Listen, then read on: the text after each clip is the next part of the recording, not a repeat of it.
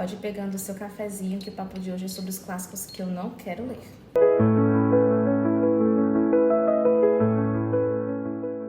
Prazer, eu sou a Carol do Café com Clássicos e essa lista não foi tão difícil de fazer, porque eu já quero filtrar todas as leituras que eu farei em vida, justamente porque eu sei que eu não vou conseguir ler tudo, gente. Então, eu quero ler aquilo que vai me edificar, eu quero ler aquilo que vai me agregar, eu quero ler aquilo que eu quero. Não foi difícil escolher esses livros que eu não pretendo ler por conta da temática problemática. Sem mais delongas, mas gostaria de pedir perdão pelo barulho que provavelmente vai aparecer no vídeo, porque tá tendo uma obra aqui ao lado de casa. Vamos ao primeiro livro, Lolita, de Vladimir Nabokov. Eu tenho um problema com esse livro, sobretudo porque eu assisti a adaptação cinematográfica antes de ler esse livro. E eu tenho um pouco de trauma, tanto por conta da problemática, de um homem de mais de 40 se envolver com uma pré-adolescente e desenvolver, nutrir essa paixão platônica, esse amor absurdo. Mas o que mais me dá um embrulho no estômago é que a menina sabe o que causa nesse homem e gosta. Então eu vou ignorar solenemente os elogios à escrita do Nabokov com relação a esse livro, que é uma escrita poética. Outro detalhe também, pelas resenhas que eu já vi, ele não faz uma apologia, passando pano para essa situação, não. Pelo que eu vi, ele realmente faz uma espécie de denúncia mesmo, para escancarar essa situação problemática. Mas é algo um pouco sensível para mim, eu achei muito pesado, então eu não quero ler esse livro. O segundo é o Diário de Anne Frank. Eu acho fundamental lermos livros sobre a Segunda Guerra Mundial, ótimo, mas ela era uma pré-adolescente, uma adolescente. Eu não consigo engolir esse livro e me sentir bem depois, porque o intuito é justamente lhe dar um embrulho no estômago. Acho sim fundamental lermos obras que se passaram na Segunda Guerra, acho sim fundamental lermos uma espécie de autobiografia, autorrelato, de pessoas que sobreviveram a essas situações. Eu quero inclusive ler, tá na minha lista de 12 livros para 2026, mas eu só vou trazer aquilo mais pro finalzinho do ano mesmo, um livro só que é de um homem adulto. É muito pesado também, mas o problema é que ele é um adolescente. Eu não consigo digerir esse livro, então é um livro que eu não pretendo ler de verdade. O terceiro, então vamos lá. Vejam o vídeo anterior em que eu trouxe 32 escritores recomendados pelo Olavo de Carvalho. Dando uma pequena introdução de como eu conheci o Olavo, eu mencionei que eu estava estudando para o concurso da polícia na época. Como podem ver, eu não passei. A questão maior é que, até um pouco antes de realizar a prova, eu fui regredindo nessa minha vontade de trabalhar na área. Por quê?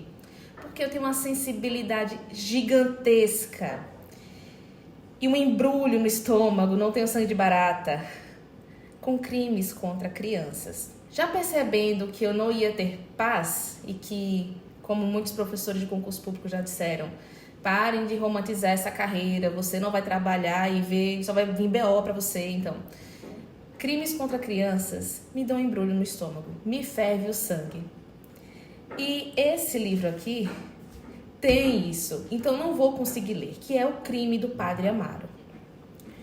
Como diz o próprio título do livro, há um crime. E como eu já falei, sobre o concurso da polícia, que eu acabei não querendo mais ser policial, então, é um crime contra uma criança. Como eu sei disso, sem ter lido o livro, eu vi uma resenha da Tati Feltrin. Como eu sou uma pessoa que não poderia ligar menos para spoiler, eu acabei vendo até o final e vi qual era o crime do Padre Amaro. Apesar deste livro ter sido bastante polêmico, que ele dá umas cutucadas no clero. Eu sou católica, gente, eu só quero ler clássico. Se o clássico tiver algo a me agregar, se o clássico for bem escrito, e eu sei da importância do Eça de Queiroz, a questão maior é que a temática mesmo me dá um embrulho, entendeu?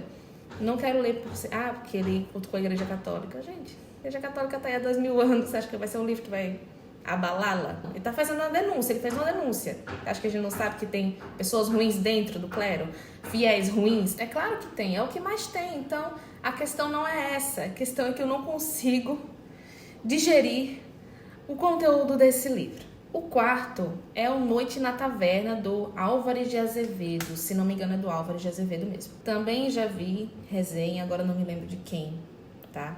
Como do Crime do Padre Amaro, eu vou deixar a resenha aqui da Tati Feltrin pra você conferir. Mas eu não me lembro de quem foi que eu vi a resenha. E é um conteúdo um pouco? É elogio bem pesado, né? São jovens que acabam, né, metendo louco mesmo e fazendo as maiores atrocidades, sobretudo sexuais. Então, assim, só para você ter uma ideia do que você vai encontrar nesse livro, ó. Cada narrativa é como se fosse uma reunião de contos, tá? Que vão se interligando.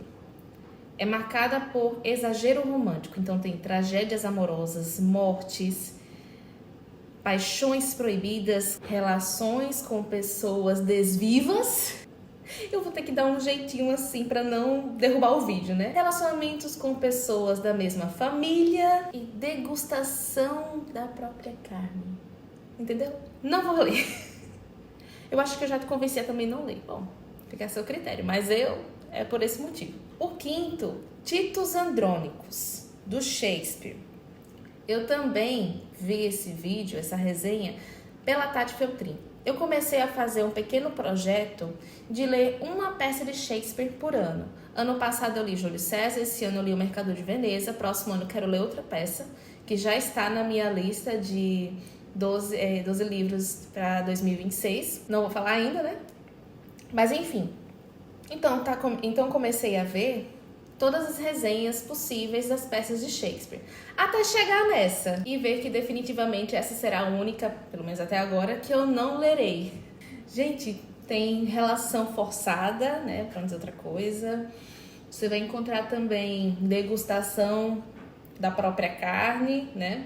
Não assim a pessoa provando a própria carne, mas do seu igual.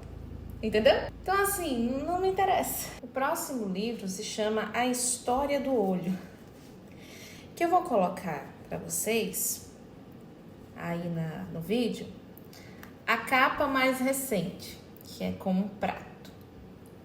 Mas se você for pesquisar na Amazon e ver a capa, né, a capa mais antiguinha, é autoexplicativo o motivo pelo qual não quero ler. Gente, eu sei que a maioria dos livros de literatura erótica não é exatamente o erotismo pelo erotismo, né? Eles sempre querem denunciar alguma coisa através da literatura, ou então os excessos das pessoas que vivem essa libertinagem, ou a decadência de uma sociedade. Eu entendo, eu compreendo, mas sei lá, é uma coisa que é muito caricata às vezes. Pra mim, veja, eu li Madame Bovary e a escrita do Flaubert é muito bela e muito sutil. E tem descrições de relação dela com seus casos, né, extraconjugais ali. Só que eu precisei reler umas 2, 3 vezes para realmente entender o que estava acontecendo. Porque é muito sutil. Não é como se fosse ali uma cena descrita como os livros de Roth, sabe? Que você encontra na Amazon, a rodo, sabe? Não é assim, é muito discreto mesmo. E você percebe que não é o erotismo pelo erotismo, a sacanagem pela sacanagem. Não é isso, entende? Então, quando é algo mais explícito, perde a beleza da literatura, sabe? Perde a sutileza, isso é que é o belo, né? Então, pra mim, eis o motivo pelo qual eu não quero ler. O próximo é A Sangue Frio, do Truman Capote. Eu já vi várias resenhas desse livro, eu já assisti muitos vídeos de True Crime e eu tava até interessada, até ver que o escritor, que é um jornalista investigativo, se não me engano, que escreveu também Bonequinha de Luxo e tudo mais, ele meio que pende para defender o crime bárbaro que 2 ou foram 3, agora não me lembro, jovens cometeram, ceifaram todos os membros da família. E pelo que muitas pessoas já me relataram, né, ou melhor, relataram em suas resenhas, é que ele pende para defender, meio que cria um vínculo, sabe? Então, prevendo que eu vou me irritar muito lendo esse livro e ressaltando, né, que ele defende o ato, né, entendeu? É que ele começa como se fosse um advogado criminalista, sabe? Pra tentar dar uma aliviada, tentando ver o que ele passou, o que o levou a cometer tal coisa. Então, assim, eu vou me irritar, não vou ler. O próximo, o próprio nome do escritor já me dá um certo... 120 dias, os 120 dias de Sodoma, de Marquês de Sade. Já ouviu falar de sadomasoquismo? Veio desse escritor aqui. Então, assim, o próprio escritor já me dá um nó na garganta, entendeu? E esses 120 dias de Sodoma, esse livro dele, vai juntar 4 homens poderosos, no sentido aquisitivo, de status social, e vão se juntar com alguns jovens ali, vão relatando os seus mais nojentos relatos do que já fizeram, né, de sua intimidade. Então, assim, tanto pela obra quanto pelo escritor, eu não o lerei. O 9 é O Amante de Lady Chesterley. Esse nome tá certo, gente? Resumindo um pouco o que você vai encontrar nesse livro. Você vai encontrar um jovem casal e esse homem vai voltar paraplégico da Primeira Guerra Mundial, tá? Primeira Guerra. E como ele vai estar, né, impossibilitado de proporcionar prazer para sua digníssima, ela vai se aventurando, né, amorosamente com outra pessoa, é o guarda-caças da propriedade, da casa deles, e as relações são descritas de formas abertas. E o que mais me dá raiva é que, assim como Madame Bovary, Flaubert não dá uma passada de pano para o que ela faz, né? Ela tanto trai o marido, como vira uma péssima mãe, como acaba com as finanças da família. A questão maior é que Flaubert não passa pano para ela.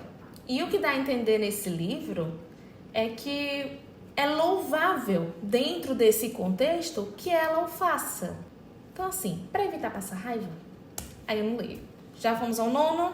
Antes de falar o 10º, eu gostaria que você se inscrevesse no canal, deixe o seu like e me diga aqui quais livros, por conta de, seja lá qual for o motivo, e quais clássicos você acha que talvez não leria. O 10º é Laranja Mecânica. Embora eu julgue os temas que ele aborde essenciais como livre-arbítrio e controle social, juventude e violência, moralidade e responsabilidade, eu acho pesado.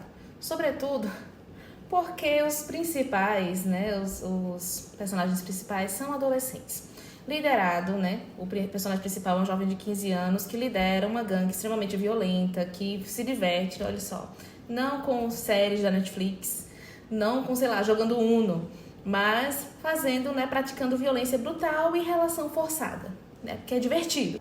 Esse jovem ele é pego para um experimento para forçá-lo a escolher, né, ou melhor, ter uma repulsa pelo que ele praticava. Bom, possivelmente eu leia mais à frente, mas agora eu não quero.